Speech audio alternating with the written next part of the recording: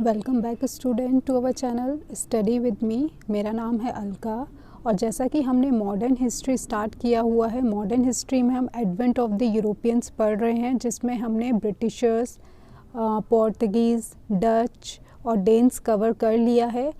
अब जो बारी है वो है फ्रेंच की। आज हमें फ्रेंच के बारे में पढ़ना है, तो चलिए स्टार्ट करते हैं। French East India company. The last major European company to arrive in India were the French। ठीक है, जो लास्ट एक कोई बड़ी कंपनी आई है तो वो कौन थे? फ्रेंच थे जो इंडिया आए। उससे पहले हमारे किस सीक्वेंस में आ चुके हैं? पोर्तुगीज़ आ चुके हैं, फिर Dutch, then English, then Danes, और डेन्स के बाद अब कौन आ रहे हैं? फ्रेंच इंडिया में आ रहे हैं। The first company form in 1603 but fail. पहली कंपनी फ्रेंच ने कब बनाई? 1603 में, लेकिन वो क्या हो गई? इतनी सक्सेसफुल नहीं हुई। The second company form in 1642। Second company कब बनी है उनकी? 1642 में। ठीक है, आगे देखते हैं। This company reorganise in 1664 by the French minister Jean Baptiste Colbert under the reign of Louis 14। तो आपको जो इम्पॉर्टेंट है फ्रेंच ईस्ट इंडिया कंपनी में, जो आपको एग्ज़ाम पर्पस से याद रखना है, वो है कि ये कंपनी फॉर्म कब हुई। तो 1664 ईयर आपको याद रखना है। जो सेकंड कंपनी है इसी को रीऑर्गेनाइज किया गया था 1664, तो इसे याद रखिएगा। और कौन मिनिस्टर है? इम्पॉर्टेंट मिनिस्टर है जीन बैप्टिस्ट कॉल्बर्ट। तो कॉल्बर्ट करके इनका नाम याद रखिएगा। और उस टाइम पे फ्रांस में जो राजा हैं वो हैं लुइस 14। तो ये तीनों पॉइंट आपके लिए बहुत ही इम्पॉर्टेंट है, तो इन तीनों को आप याद रखिएगा। आगे देखते हैं। It was a government company. ये कैसी कंपनी थी? गवर्नमेंट कंपनी थी, मतलब सरकारी कंपनी थी। इससे पहले की जितनी कंपनी बनी है वो क्या है? प्राइवेट कंपनी है। ठीक है, फ्रांस की व्यापारिक कंपनी को राज्य द्वारा विशेषाधिकार तथा वित्तीय संसाधन प्राप्त था, इसलिए इसे एक सरकारी व्यापारिक कंपनी कहा जाता था। ठीक है, ये पॉइंट कवर हो गया। आगे देखते हैं। Begin with a 50 years charter and monopoly on French trade in the Indian and Pacific ocean. इसे कितने साल का चार्टर मिला? 50 ईयर्स का। ठीक है, 50 ईयर्स का इसे चार्टर मिलता है। जो आप ब्रिटिश ईस्ट इंडिया कंपनी में आपने पढ़ा होगा, उसे सबसे पहली बार कितने ईयर का चार्टर मिला था? 15 ईयर्स का मिला था, और वो रिन्यू होता गया। इसे पहली ही बार में कितने ईयर का मिल गया है? 50 ईयर्स का। आगे देखेंगे।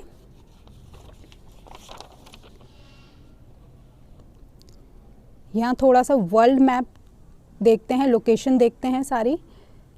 ये है फ्रांस, यहाँ पर इसके नीचे है स्पेन, ये पोर्तुगीज़, इधर ये आपका नीदरलैंड, ये डेनमार्क, ये नॉर्वे, यूके, और ये अफ्रीकन कॉन्टिनेंट, और ये इंडिया। तो सबसे पहले कौन आए हैं? ये पोर्तुगीज़ आए। देन सेकंड नंबर पे आपके जो नीदरलैंड के डच वो आए। थर्ड नंबर पे आए हैं आपके इंग्लिश यूके के। फोर्थ नंबर पे आए हैं आपके डेन्स, जो ये डेनमार्क और नॉर्वे तब एक हुआ करता था, डेन्स, वो आए हैं। और फिफ्थ नंबर पे आए हैं आपके फ्रांस। ठीक है, फ्रेंच आए हैं। अब इंडिया में पोजीशन देख लेते हैं उस टाइम पे जब फ्रेंच इंडिया आ रहे हैं। तो उस टाइम इंडिया में मुग़ल गवर्नर हैं औरंगज़ेब, जिनका टेन्योर है 1658 से 1707। ठीक है, और फ्रेंच ईस्ट इंडिया कंपनी जो इम्पोर्टेंट कंपनी है वो कब फॉर्म हुई है? 1664 में। तो इसके बीच में आता है ये टेन्योर। और इंडिया में बाकी जो यूरोपियन कंपनी है वो कौन कौन आ चुकी हैं? पोर्तुगीज़ आ चुके हैं, डच आ चुके हैं, इंग्लिश आ चुके हैं, और डेन्स आ चुके हैं। ठीक है, अब क्या होगा? जो फ्रांस की कंपनी है वो किस तरीके से, जो सबसे पहला वो सेटलमेंट करती है वो अपना मडागास्कर पे करती है। उसके बाद वो आगे बढ़ेगी कहाँ पे? इंडिया में। देखते हैं। 1642 The initial attempt of the company to found a successful colony on Madagascar got failed। ठीक है, क्या हुआ? जब वो मडागास्कर पहुंची वहाँ पर उसने कॉलोनी सेटअप करने की कोशिश करी, लेकिन जो उनका वो अटैम्प्ट था वो इतना सक्सेसफुल नहीं हो पाया। आगे 1664 the company establish colonies at Mauritius and Reunion island. Company ने अपनी जो कॉलोनीज़ हैं या फिर ट्रेडिंग सेंटर हैं वो कहाँ पर इस्टेब्लिश करे? ये मॉरिशियस और रीयूनियन आइलैंड में, यहीं पर हैं, ये इंडियन ओशन में है दोनों ये आइलैंड। ये आपको रीयूनियन आइलैंड दिखाई दे रहे हैं और ये मॉरिशियस। यहाँ पर कंपनी ने अपनी कॉलोनीज इस्टेब्लिश करी। आगे देखेंगे 1667 the French East India Company under the command of Franco Caron, ये फ्रैंको बोला जाएगा, ठीक है, Franco Caron, accompanied by Marcara, Persian adventure है मरकारा, रीच सूरत। तो 1667 में फ्रैंको कैरॉन और मरकारा कहाँ पहुँचते हैं? सूरत पहुँचते हैं। देखिएगा जितनी भी मतलब यूरोपियन कंपनीज आ रही हैं वो सबसे पहले कहाँ अपना सेटअप करना चाह रही हैं? सूरत में। तो इन्होंने भी वही चीज़ करी, सबसे पहले आके सूरत आए। Franco Caron had serve in Dutch East India Company for nearly 30 years. जो फ्रैंको कैरॉन थे ये डच ईस्ट इंडिया कंपनी में कितने साल तक इन्होंने काम किया? 30 ईयर्स तक। तो इनको काफ़ी एक्सपीरियंस होगा, इसलिए इनको कमांड सौंपी जाती है फ्रांस की कंपनी की कि आप हमारी कंपनी का भी सेटअप कहाँ करिए? इंडिया में या फिर ईस्टर्न साइड में करिए। 1668 the first French factory was establish at Surat by Francois Caron. तो फ्रेंच की फर्स्ट फैक्ट्री कब लगी है? 1668 में। कहाँ लगी है? सूरत में लगी है, ठीक है। तो आपको ये ईयर और प्लेस दोनों याद रखना है। Second company 1669 the second French factory was establish at Masulipatnam by Marcara. और सेकेंड फैक्ट्री या फिर सेकेंड ट्रेडिंग पोस्ट फ्रेंच का कहाँ लगता है? मसौलीपट्टनम में। कौन से ईयर में? 1669 में, जस्ट एक साल बाद, ठीक है। आगे देखेंगे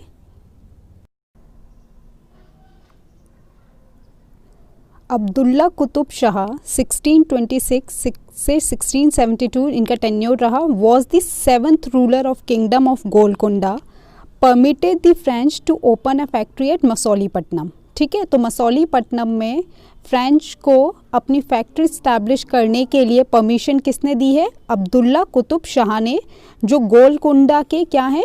गोलकुंडा किंगडम के रूलर हैं, ठीक है। 1672 In 1672, a French expeditionary fleet led by de Lahay captured town called Saint-Thome on East Coromandel coast.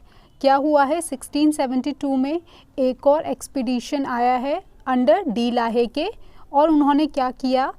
Coromandel coast पे जो सेंट थॉम था, हिंदी में से संथामी भी बोला जाता है, उसे कैप्चर कर लिया। अगर मैं इंडिया के मैप की बात करूं तो ये साइड कहलाती है आपकी कोरोमंडल कोस्ट और ये है आपकी मालाबार कोस्ट, ठीक है। सेंट थॉम या Santhome was a part of the Golconda सल्तनत। The capture of the town was seen as an open act of war. Obvious सी बात है कि क्या हुआ, जो सेंट थॉम था वो गोलकुंडा सल्तनत के अंडर आता था और उसे डी लाहे ने कैप्चर कर लिया। तो ऑब्वियस सी बात थी, गोलकुंडा के जो राजा हैं या रूलर हैं उन्हें ये चीज़ पसंद नहीं आएगी, और इसी को पॉइंट बनाते हुए आगे क्या होगा? इनके बीच में वॉर होगा। अब देखिए ये गोलकुंडा है, गोलकुंडा के अंडर में क्या आता था? ये सेंट थॉम, ठीक है। इसको किसने किया है? फ्रेंच ने कैप्चर कर लिया है। अब गोलकुंडा के रूलर प्लस डच को भी ये चीज़ पसंद नहीं आएगी क्योंकि डच भी पहले से यहाँ पर अपने आप को इस्टेब्लिश कर चुके थे। तो कोई भी यूरोपियन पावर नहीं चाहेगी कि अदर यूरोपियन पावर यहाँ आकर बसें। तो इन दोनों ने मिलकर क्या किया? फ्रेंच पर अटैक कर दिया।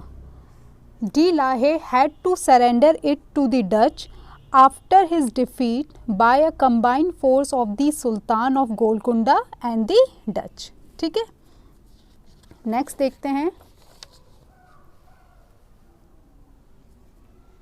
1673 Franco Martin acquired a small village from the Muslim governor of Valikondapuram शेर खान लोधी। अब 1673 में एक और फ्रेंच गवर्नर हैं जिनका नाम है फ्रैंको मार्टिन। वो क्या करते हैं, मुस्लिम गवर्नर थे वेलिकोंडापुरम के शेर खान लोधी, उनसे छोटा सा विलेज लेते हैं, मतलब ट्रेडिंग के लिए एक छोटा सा विलेज इनसे मांग लेते हैं। तो आपको ये दोनों चीज़ें याद रखनी है कि किससे लिया, मुस्लिम गवर्नर कौन है वहाँ पर, शेर खान लोधी हैं, और कौन सा एरिया लिया, वेलिकोंडापुरम। सॉरी, वेलिकोंडापुरम लिया नहीं, यहाँ के गवर्नर थे उनसे स्मॉल विलेज लिया। The village develop into Pondicherry by French in 1674। जो उन्होंने छोटा सा विलेज लिया था उसी विलेज को उन्होंने किस उसमें डेवलप कर दिया, पौंडीचेरी में, जो हमारी प्रेजेंट डे में क्या है, एक यूनियन टेरिटरी है। ठीक है, कब किया उन्होंने, 1674 में। François Martin became the first governor of Pondicherry. आगे 1693 the Dutch capture Pondicherry in 1693 but return it to France later. 1693 में डचों ने जो पौंडीचेरी था वो फ्रांस से ले लिया, लेकिन बाद में उन्हें लौटा दिया।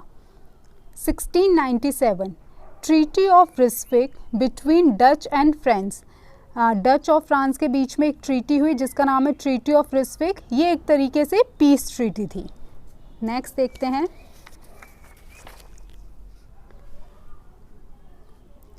1674 इन बंगाल नवाब Shaista Khan granted a site to the French in 1674 on which they built the famous factory of Chandarnagar in 1690 to 92। क्या हुआ, 1674 में जो बंगाल के नवाब थे शाइस्ता खान, उन्होंने फ्रेंच को एक छोटी सी साइट दी। ठीक है, जिसे आगे चल के फ्रेंच ने किस में डेवलप किया, चंदर नगर में। कब किया उसे डेवलप, 1690 और 92 के बीच में। चंदर नगर की बस्ती को गुस्टावुस फोर्ट भी कहा जाता है क्योंकि गुस्टावुस फोर्ट चंदर नगर में ही बनाया गया है। आगे देखेंगे 1701 in 1701 Pondicherry was made the headquarter of French settlement in the east and François Martin was appointed as director general of French affair in India. अब जो पौंडीचेरी है जिसे इन्होंने डेवलप किया था उसको 1701 में हेडक्वार्टर बना दिया जाता है। ठीक है, और उसके पहले गवर्नर जनरल कौन बनते हैं, डायरेक्टर जनरल कौन बनते हैं, फ्रैंको मार्टिन। पौंडीचेरी में फोर्ट लुइस का निर्माण किया गया, और पौंडीचेरी में कौन सा फोर्ट बनाया गया, फोर्ट लुइस, वो भी इन्होंने ही बनाया था, फ्रैंको मार्टिन ने। 1706 में मार्टिन की मृत्यु के बाद फ्रांसीसी बस्तियों एवं व्यापार के स्तर में कमी आई। ठीक है, 1706 में इनकी डेथ हो गई है। अब देखेंगे the French in India decline between 1706 and 1720। क्या हुआ है, 1706 से 1720 का जो टाइम पीरियड है वो फ्रेंच के लिए इतना यूज़फुल नहीं रहा। उनका जो ट्रेडिंग था या कमर्शियल ट्रेडिंग जो भी जिस मोटिव से आए थे वो थोड़ा डिक्लाइन होने लगा। आगे देखेंगे the French power in India was revived under the governorship of Lenoir and Dumas between 1720 and 1742। इन दोनों के टेन्योरशिप में क्या हुआ है, दोबारा से जो फ्रेंच पावर है उसने रिवाइव किया है, दोबारा से वो उभरी है। The French occupied Mahe and Yanam in 1725 and Karaikal in 1739। The objective of the French during this period was purely commercial। देखिए इन्होंने माहे, येनम और कराईकल को कैप्चर कर लिया। ये अब पौंडीचेरी के अंडर ही हैं, पौंडीचेरी का पार्ट है ये। और अभी तक जो फ्रेंच का मोटिव था वो क्या है, कमर्शियल है। अभी भी ये सिर्फ ट्रेड पे फोकस कर रहे हैं, लेकिन आगे चल के ये अपना फोकस ट्रेड से हटा के पॉलिटिकल अफेयर में लगा देंगे और तभी से क्या होना लगेगा, इनका डिक्लाइन स्टार्ट हो जाएगा। ये देखिए, अगर हम इंडियन मैप में देखें तो माहे केरल के अंडर आता है और कराईकल आपका तमिलनाडु स्टेट में आता है, येनम आंध्र प्रदेश में, और ये मेन पौंडीचेरी है जो तमिलनाडु में है। दे occupied Mauritius in 1721 and Calicut in 1739। Mauritius Indian ocean में है यहाँ पर एक आइलैंड, उसको 1721 में कैप्चर किया। और कालीकट ये केरल में है जहाँ पर पहली बार वास्को डी गामा आए थे, 1739 में इसे कैप्चर किया।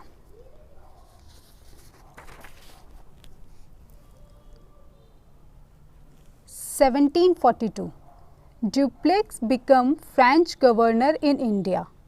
With the arrival of Dupleix, political motive began to overshadow the desire for commercial gain. अब क्या हुआ, जो नए गवर्नर बन के आए डुप्लेक्स 1742 में, उन्होंने या फिर उनका मोटिव क्या था, कमर्शियल से हटके उनका मोटिव पॉलिटिकल उस पे हो गया। अब वो इंडियन अफेयर में अपना इंटरफेयर करने लगे। It resulted in the beginning of Anglo-French conflict by which the French were defeated. इसी से क्या हुआ, जो पहले से यहाँ पर और यूरोपियन पावर बैठी हैं जैसे कि ब्रिटिशर्स, उनके साथ इनके कॉन्फ्लिक्ट स्टार्ट हो गए। इवन ब्रिटिशर्स क्या, इनका जो अगर हम देखें जो लोकल रूलर्स थे जैसे मराठास हो गए या फिर जितने भी डेक्कन उसमें सल्तनत थी, उनके साथ इनके वॉर्स स्टार्ट हो गए। और इसी से क्या हुआ, ये लोग डिक्लाइन होते चले गए इंडिया में। और जो ये एंग्लो फ्रेंच वॉर हुए हैं, इनको किस नाम से जाना जाता है या फिर किस नाम से और फेमस है, कार्नेटिक वॉर से। तो इस वीडियो में हमने इतना ही रखा है। जो कार्नेटिक वॉर्स हैं वो हम आगे की वीडियो में कवर करेंगे। आई होप आपको जितना ये पढ़ाया है ये समझ आया होगा। Till then study hard and thank you.